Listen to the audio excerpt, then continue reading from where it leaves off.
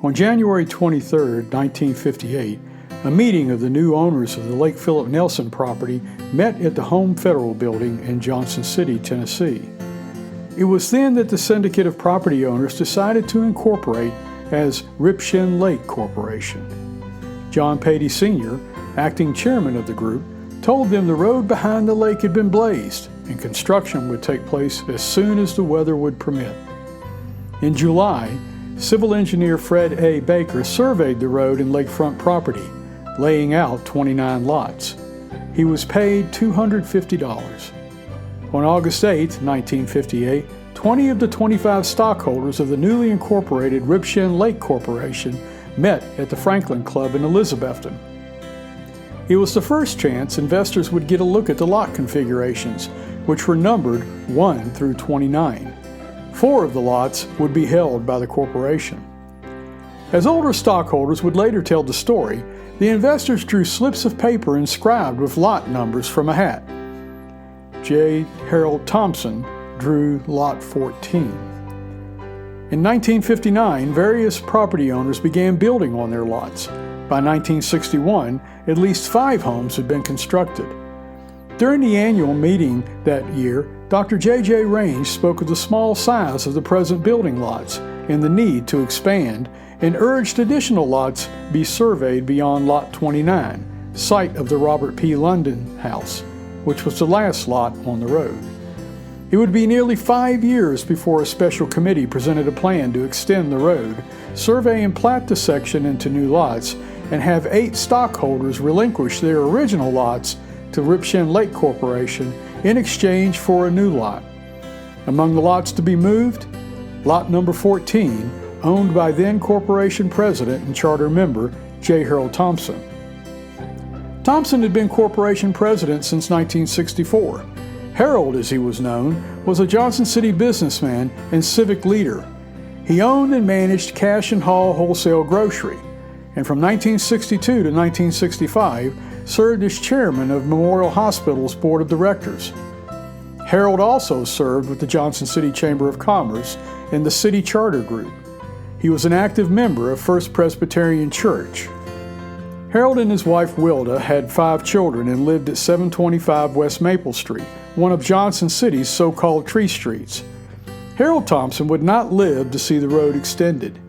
He died July 21, 1967, and Lot 14 passed to his widow, Wilda Thompson.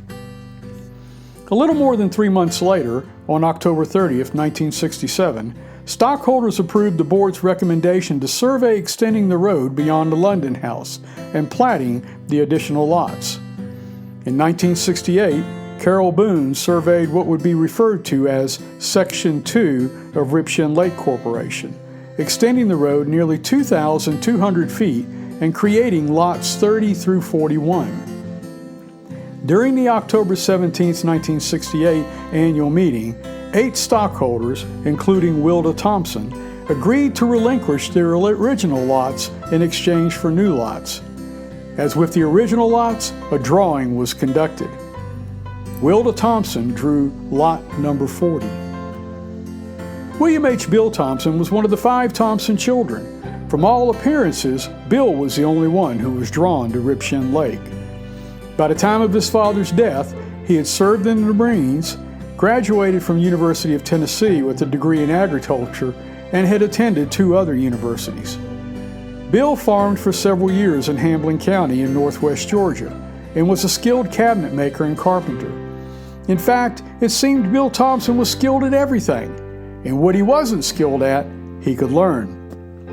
One of the skills he learned, serving as secretary of Ripshin Lake Corporation.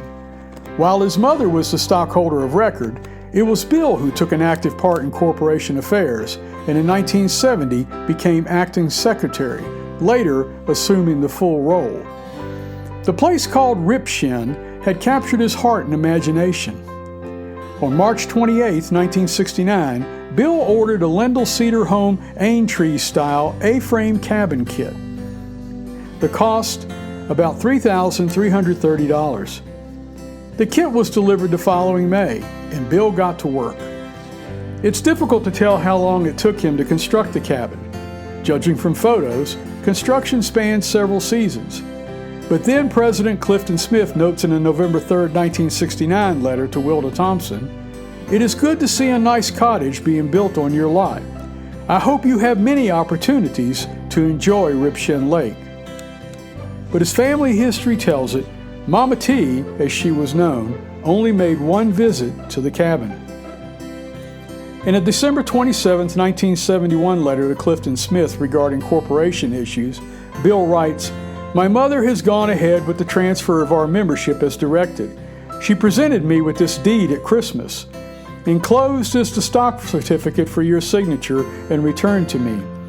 I am quite happy to have become a legal member of something that means so much to me, to say the least.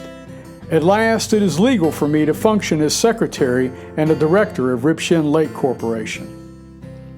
In the letter, Bill tells of plans to be at my Ripshack for the weekend, alone as usual. Just as Ripshin was traditionally inscribed as two words, Bill Thompson chose to christen the cabin in that manner.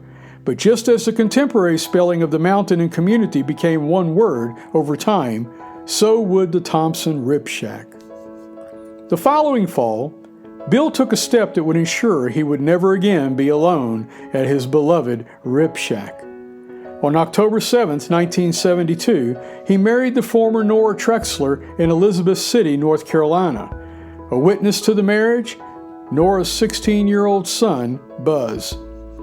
The three moved to Elizabethton, Tennessee, and eventually the cabin became more than a weekend retreat or vacation spot. It was considered a family home, not just for the three of them, but for daughter Sherry's family as well.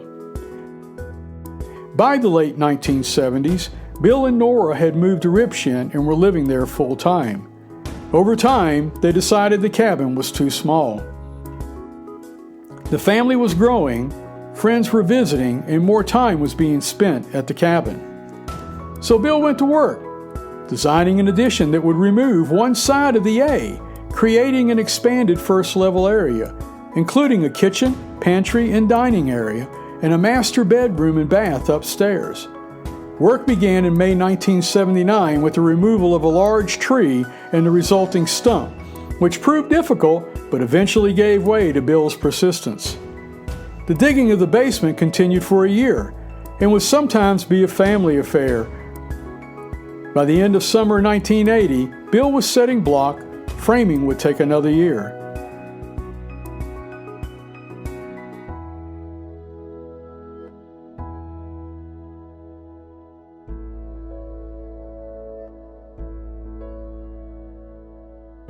When completed, the second generation of the Ripshack would serve family needs well across the years. While most others who had cabins at Ripshin were weekenders, Bill and Nora were year-round inhabitants. The Ripshack was indeed the family home.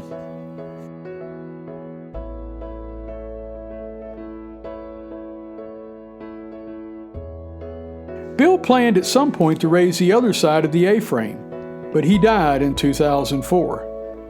Nora would continue to live at Ripshin until 2011, when she made the difficult decision to move to Quentin, Virginia, where she would live out her days with her daughter Sherry and her family. In May 2017, Nora transferred her beloved Ripshack to her son and daughter-in-law, Buzz and Donna Trexler, who planned to renovate the cabin where they would live in retirement. In March 2019, Buzz and Donna met with Scott Brown, whom they had known since he was 4 years old, and Todd Clausen. Scott and Todd were partners in Blue Ridge Concepts, a Nashville, North Carolina construction company. After visiting the cabin and getting a feel for what was possible and what Buzz and Donna needed to live there year-round, a design was developed. Demolition of the driveway side of the original A-frame began on July 21, 2020. Unfortunately for Buzz and Donna, there were problems to overcome, the first of which was unforeseen, the COVID-19 pandemic, which sent material prices skyrocketing and created other issues, such as manpower availability. The second was a matter of distance from the base contractor. Asheville was 90 minutes away. Nonetheless, Blue Ridge took on the project, and Buzz and Donna rented a nearby chalet to house the two primary workers for 3 months. It would not be the last time they provided lodging for workers. The project moved along with the help of family and friends who were more family than friends, such as the Gilreaths and Houchins, without whom the third-generation project would not have been completed. Stephen Gilreath, who with his wife Karen built on the lot next to Buzz and Donna, agreed to take on the plumbing project, from rough end to setting the fixtures. Steve also worked with Linville River Electric of Newland, North Carolina, on electrical rough end, trim out, changing over to a 200 amp service, and installation of a Generac generator. Greg Houchin, owner of Houchin Construction, and his son, Anthony, traveled from Brownsville, Kentucky on numerous occasions to finish the decks, perform stonework on the fireplace, tile the showers, install cantilever supports, finish kitchen and bathroom trim, and install other interior trim. Buzz and Donna's son, David, helped Pa, as Bill was known to children and grandchildren, with some second-generation cabin work in the 1990s. He carried on that tradition with the cabin's third generation by running the Beam central vacuum system and stringing Ethernet and coax cable connections throughout the house, all in one day. David also took on other work, such as installing joist hangers on the deck and covering installation. A little more than 3 years after first meeting with Blue Ridge, Buzz and Donna moved in late spring 2022 with the help of Bennett's Moving Services of Elizabethton. There is still work to be done, but there always is when it comes to a house in the woods. While Nora Thompson was able to see the design and photos of some of the earliest work, she died November 11, 2020, long before it was completed. Buzz did a lot of grunt work during the renovation process.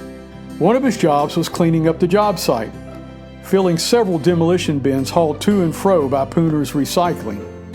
During one such trip, he was moving dirt and debris out of the original A-frame's basement and feeling quite low. This project had gone on far too long. As he was preparing to shovel up a mound of dirt, something caught his eye, a square piece of paper about the size of a large Post-it note. Buzz picked it up and discovered it was a note that his mother Nora had apparently stuck in the wall before Bill closed in the 1980s edition. Sometime during the renovation, the wall was opened and the note apparently fell to the basement floor. It read, "This house was built entirely by William H. Thompson. Original A-frame completed in 1969. Addition was nearly completed after this was closed in, April 14, 1984. Perhaps no one will ever find this, and our little Ripshack, tent number 2, will last forever." To Buzz, it was a message from beyond that all is well, and all would be well, at a place called Ripshin.